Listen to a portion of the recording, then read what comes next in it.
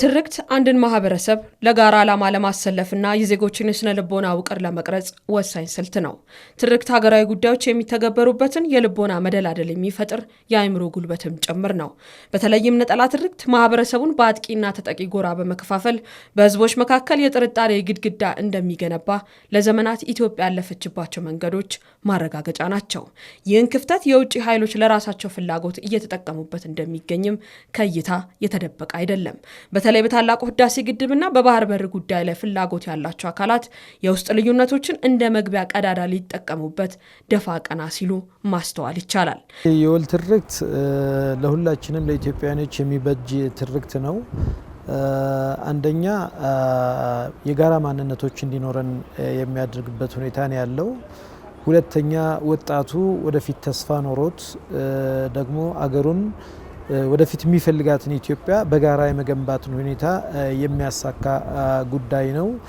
እንዲሁም ደግሞ የተለያዩ ካሁን በፊት የነበሩ ቁስሎችን የሚያክምና ወደ አንድነት የሚያመጣ ነው ብዬ ነው ማስቀመጥ የምፈልገው። ምክንያቱም ኢትዮጵያ እንደምታውቀው የ80 በላይ ብሔረሰቦች ሀገር ነች። የተለያዩ ባህል፣ ሃይማኖቶች ያቀፈች ሀገር ነች እና በተለያየ ጊዜ በነበሩ መንግስታቶች አንደኛው የሚያሞግስበት ሌላኛው ደግሞ ተበድያለሁ ብሎ የሚያይበት ሁኔታ ነው ያለው። ስለዚህ የጋራ ማንነትን ለመገንባት የጋራ ትርክት ሊኖርን ይገባል። ጠንካራ የሆነ ሀገረ መንግስት ለመገንባትም ጥሩ የሆነ አስተዋጽኦ ያደርጋል የሚል እምነት ነው ያለ። ኢትዮጵያ ሲበረድ የፖለቲካ ችግራችን ብዙ ነውና ይሄንን መጠገን የምንችለው ጽንፍን በመያዝ ሳይሆን የመሀልን መንገድ በመያዝ ብሎ ነው መደመር እየተነሳ ያለውና ከመደመር እስከ መደመር መንግስት ያለው መንገድ ተከታታይ መጻፎቹ ይሄን ነው የሚያነሱት። ብዙ ነን አንድም ነን የሚለውን ነገር ነው የምንይዘው ማለት ነው። የጋራ ትርክት መገንባት አለብን።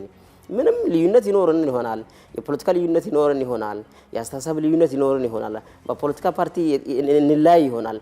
ነገር ግን በሐሳብ እንከራከር፣ አብረን እንስራ፣ ኑ ወደ መሀል ይያልን። ይህንንም ለመመከት ታዲያ መደመር መገለልን አውግዞ አብሮነትን የሚያነግስና በጋራ ትርክት ላይ ተመሰረተ ጉዞ ሆኗል። ፖሊሲ የትርክቱ ስጋ፣ ትርክቱ ደግሞ የፖሊሲው መንፈስ በመሆን ሀገራዊ ተስፋን ለማለምለም ለኢትዮጵያ የመፍትሄ መንገድ ሆኗል። ለማደግ ሀብታችን መጠቀም መቻል አለብን። ሀገር በሚጠቅም መልኩ የሚሰሩ ሀብቶች ሁልጊዜ የጋራ አጀንዳዎቻችን ናቸው። እነዚህ መደገፍ መቻል ያስፈልጋል። በጋራ ተያይዘን ስንመጣ አብሮ ማደግ የምንችልበት የጋራ አጀንዳ የምንላቸው እነዚህ ትልልቅ ለሀገር የሚጠቅሙ ሜጋ ፕሮጀክቶች ሲሰሩ በጋራ ስንቆም ነው።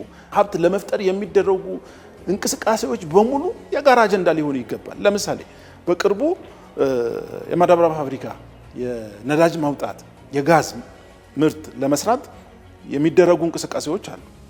እነዚህ ከፖለቲካ ሳቤ በላይ ናቸው። እኔ እንደ አንድ ኢትዮጵያ እንደ ዜጋ ማነስ አለ ማለት ነው። ይሄ የጋራ ትርክት የሚሆን ጉዳይ ነው። ትርክት ዝም ብሎ ታሪክ ማውራት አይደለም፣ ይልቁንም ህዝብን ለጋራ ግብ የማነቃቂያ ስልት እንጂ። ለረጅም ጊዜ የዘለቀውና አንዱን አጥቂ ሌላውን ተጠቂ የሚያደርገው ነጠላ ትርክት የጋራ ቤታችንን ሲንድ ቆይቷል። ይህ የውስጥ መከፋፈል ደግሞ በታሪካዊ ጠላቶቻችን የከፈተውን በር መዝጋት የነገ የማይባል የቤት ስራ ነው።